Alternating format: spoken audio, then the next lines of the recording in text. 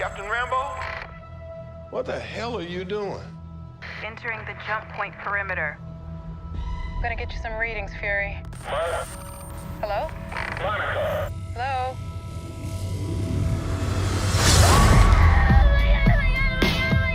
Captain Rambeau?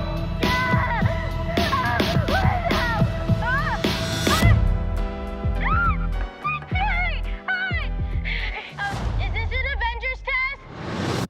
Where's Captain Rambeau?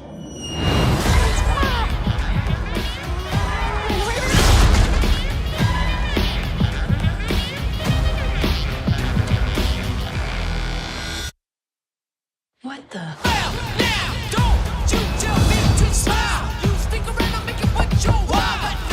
Hi. We're looking for Kamala Khan. Okay, so our powers are entangled. I can manipulate light energy. And you... I could totally show you. Not again! Hi. Where's our daughter? Wherever you were.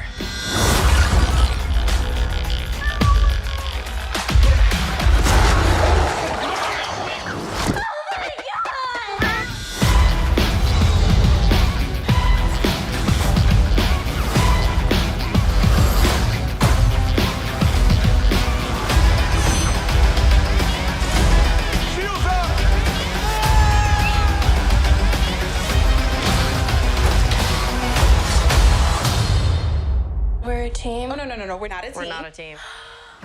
Welcome back, everyone. It's Charlie. Marvel just dropped the Marvels trailer, Captain Marvel 2. There's a whole bunch of Easter eggs and references, so we'll break it all down. If you're brand new to the channel, be sure to subscribe to get all the videos. The big thing in this movie is they're actually going to start paying off some of the bigger Avengers 5 Kang Dynasty references, like the Incursions, Time Runs Out. They don't really get to that during the trailer footage, but that's like one of the big things that they're getting into. They use the Beastie Boys song Intergalactic because it is a very intergalactic space-based movie.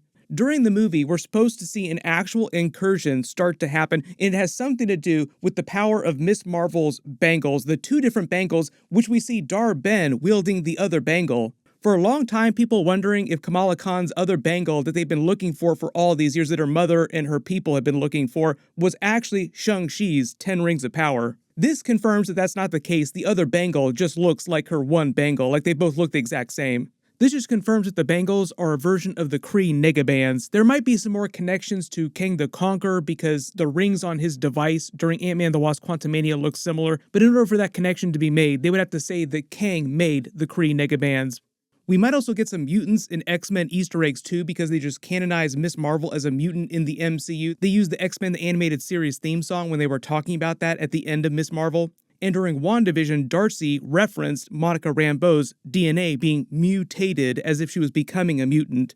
They start the trailer on Nick Fury's space station. You notice the text here says Saber Space Station, like sword as in saber. I think what they're saying here is that Tyler Hayward during WandaVision was only a part of S.W.O.R.D. doing something really shady. Nick Fury had been in charge of S.W.O.R.D. the whole time, like a lot of us had assumed. But they get into it way more during the movie. They just tease it at the end of Spider-Man Far From Home, and we'll probably get a little teaser for it during Marvel's Secret Invasion series. That's the next big series. It's a big Nick Fury series. Obviously, they're going to use that to promote the Marvels movie. There'll be some connection to what's happening during the Marvels. Also, the whole idea that the Kree and the Skrulls are so endemic to Captain Marvel's story in the MCU, Nick Fury's story, of course there'll be some connection with the Marvels movie. Only some of the story is supposed to take place on Earth. Like you see a couple scenes with them at Kamala Khan's house trying to figure out what's going on. Some of the scenes of them on the space station trying to get ready for a big Kree attack. But it seems like most of the footage actually takes place in Kree Skrull space, like on the other side of the galaxy. That's basically where Captain Marvel has been this whole time. During the movie, they'll explain why Carol Danvers hasn't come back more often, just because there's so many references and Easter eggs. Like Miss Marvel is supposed to be a big fangirl of her character,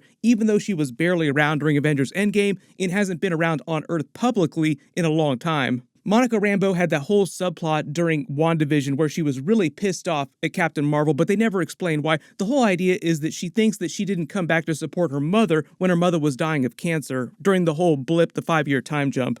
I believe the movie is supposed to explain that Captain Marvel really did come back and visit. It was just on the DL, and Monica Rambeau will start to understand what was really going on. Because a big part of the trailer, like the message during the trailer when they say teaming up changes everything and everyone, the whole idea is that they're swapping spots because of Miss Marvel's bangle. They tease that during the Miss Marvel post-credit scene, where Captain Marvel literally swaps places with Miss Marvel, like their bodies swap places. They have a couple funny jokes about that through the trailer, where they don't know what's going on. They all just keep swapping places, especially in the middle of their big fights. During the movie, they'll be forced to team up against their will, like Monica Rambeau, Captain Marvel seem in the trailer like they want to have nothing to do with it. Like, no, we're not a team, forget about this. But Miss Marvel is acting kind of like Spider-Man with Iron Man the whole time. That's meant to be the vibe of her character. They said they're treating her a little bit like Spider-Man was when he was nerding out on the Avengers with Iron Man's character, and Iron Man couldn't stand it. Like, enough pop culture references, no more Star Wars references, please. Miss Marvel is meant to be an Avengers fangirl just like that. Like, she's so excited when Nick Fury shows up with Monica Rambeau. Oh my god, is this an audition for the Avengers? Do I get to be on the Avengers now? And throughout the movie, by the time they get to the final fight with Dar Ben here, who's using the other bangle, they learn to use the power to their benefit, where you see them all swapping places, all three of them fighting her 3-on-1. But they start the trailer at the peak with Nick Fury wondering where Monica Rambeau is. She's in a space station looking at one of the jump points nearby. Those are the jump points that everybody uses in the Marvel Universe that don't have the Bifrost ability like Thor with Stormbreaker to just open up wormholes at will. They had a big joke about that during Guardians of the Galaxy 2, where they plotted a route through too many wormholes and it just messed them up big time. And as she's touching the jump gate that's near Earth, she swaps places with Miss Marvel, and they have the joke about her seeing Nick Fury wondering if this is an Avengers test. Like, are you trying to test me to see if I get to join the Avengers now? Another big Avengers reference too, because during the Secret Invasion trailer, they also reference that, like, where are the Avengers? And the whole idea is that Nick Fury hasn't got around to assembling a new Avengers team yet. They'll probably reference that during the movie too. You notice Monica Rambeau getting ready to touch the jump point. The physical jump point here is meant to be a callback to WandaVision, where she was touching the hex. You see almost a similar looking type of energy given off when she starts to touch it, but then switches with Miss Marvel because of the bangle, and you get that purple energy that comes off of Miss Marvel's bangle every time she uses it. Like, the energy of the power looks like Miss Marvel's powers.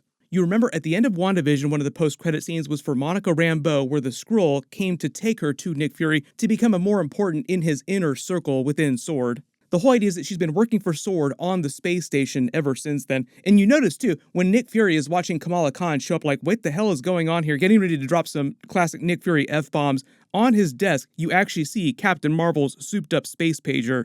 You also notice that he's still wearing his eye patch. He wasn't wearing it during the Secret Invasion series. I think the reason they're doing that during Secret Invasion is that one of the Skrulls, one of the evil Skrulls, the different sect, will actually walk around with his eye patch pretending to be Nick Fury, so that when you see him on screen, you know which one is the real Nick Fury. He'll be the one without the eye patch.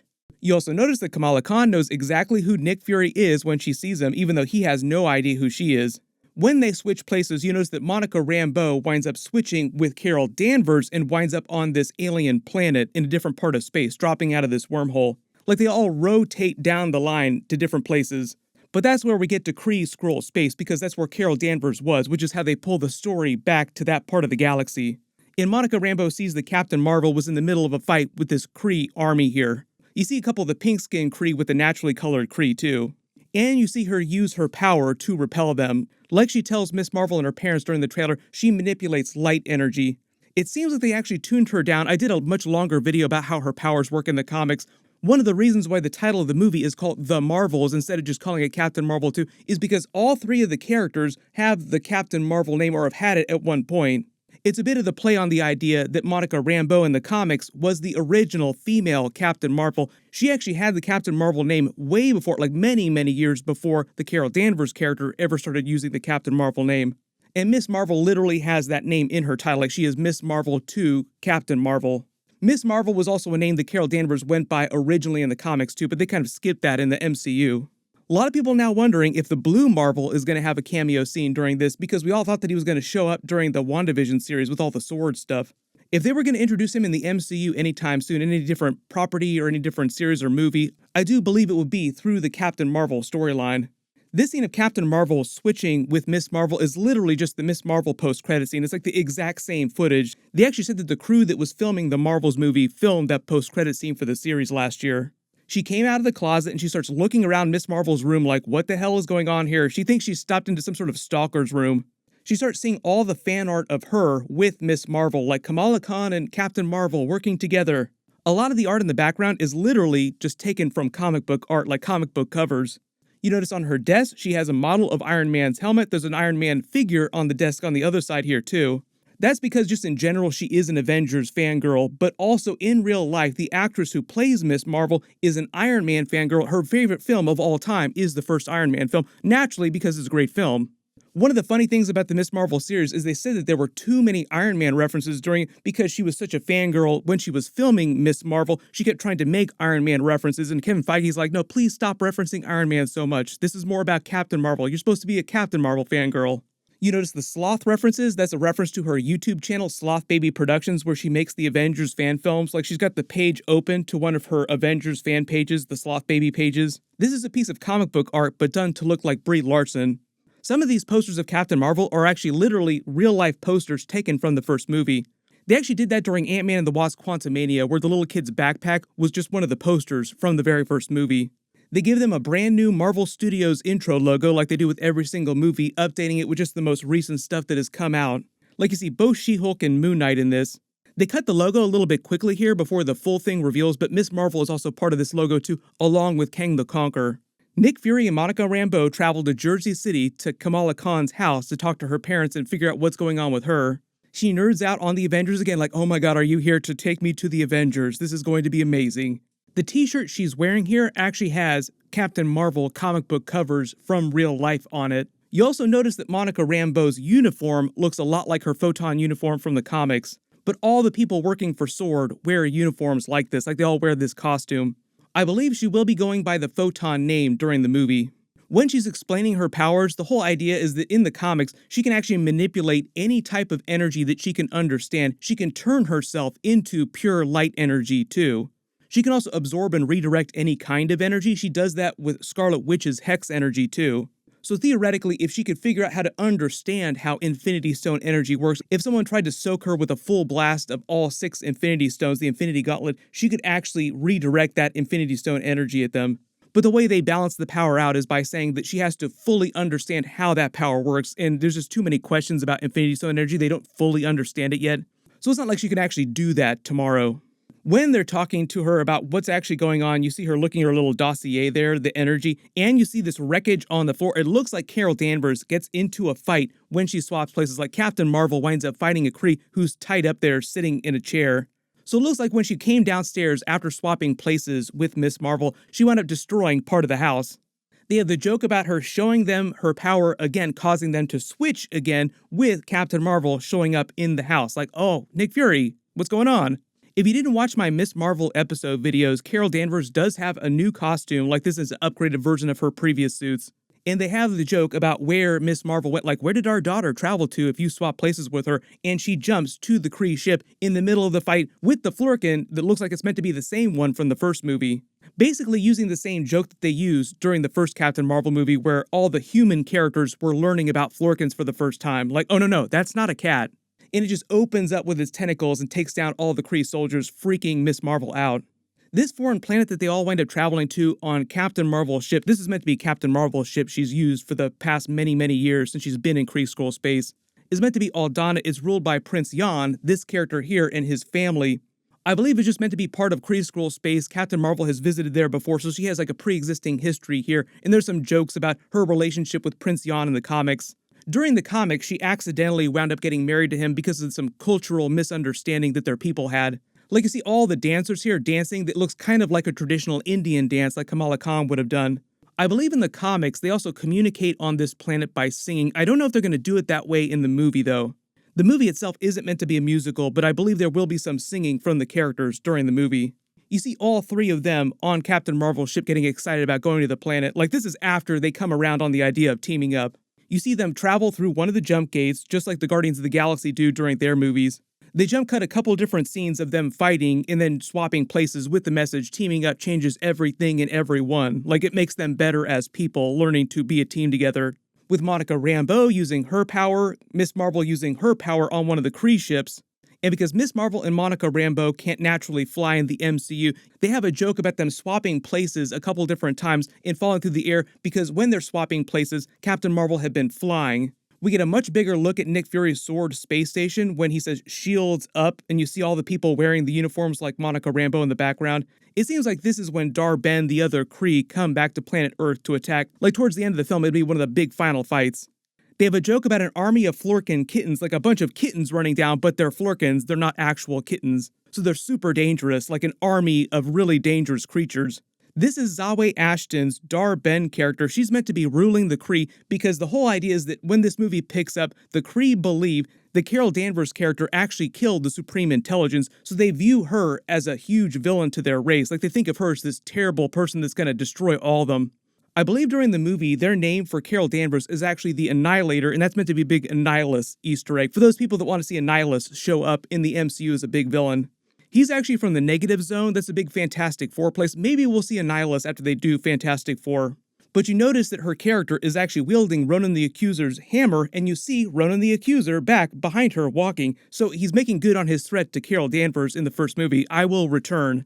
You see all three of them teaming up in outer space, and then you see them in a fight with Dar-Ben, who's wielding the other Bangle. Like Bangle versus Bangle, as they're all swapping places, 3-on-1 fight here. With them all using their separate powers at the same time too, in addition to the power of the Bangle itself. And they have another Spider-Man, Iron Man type of Avengers joke where Miss Marvel is nerding out about them being a team together, and the older members like Monica Rambeau, Captain Marvel don't want to have anything to do with that. Like Iron Man was really tired with all of Spider-Man's pop culture references, like take it easy kid, just calm down. Until eventually he came around on it and it came to be very close to Spider-Man. The whole idea in this movie is they're meant to go through the same type of arc where initially only Miss Marvel is excited about having to team up together, and eventually they all come around on it and they start to feel kind of like sisters by the end of the film. But if it wasn't clear, the ship that they're on here is Captain Marvel's ship. It's the same ship, like she's been on it this whole time, which is why there are all these knickknacks in the background. You see some 80s artifacts in the background too. And you notice in the Marvel's logo for the movie, the S is represented by Kamala Khan's S. But the logo itself is meant to represent all three characters, like the star in the middle of the A represents Monica Rambeau, the rest of it represents Carol Danvers' Captain Marvel character. Like I said though, holding out hope for another Marvel to show up in the movie or some Easter eggs for that with the blue Marvel character, but I'm not going to hold my breath on it. And I believe the movie's supposed to go out on an actual incursion in the whole time runs out Avengers 5 Kang Dynasty, the lead up to Secret Wars. They keep referencing the incursions during Doctor Strange Multiverse of Madness, during the other films recently. So I think the idea is that now we're finally going to see one happen where two universes start to collide with each other because of what's happening with the Bangles. If you spotted any other Easter eggs or references in the trailer that I didn't talk about in the video, just write them below in the comments. I'm sure there's going to be a ton of questions about everybody's character, how their powers work, and the other stuff that they're going to be setting up during the film. We're actually getting pretty close to Avengers 5. There were a whole bunch of Star Wars trailers that dropped at Star Wars Celebration I'm still working on videos for, so make sure you enable alerts for my channel so you don't miss those. My next big video will be for The Mandalorian Season 3, Episode 7. Everyone click here for that brand new Ahsoka trailer, and click here for that brand new Star Wars Acolyte trailer and Easter eggs. Thank you so much for watching, everyone stay safe, and I'll see you guys in the next one.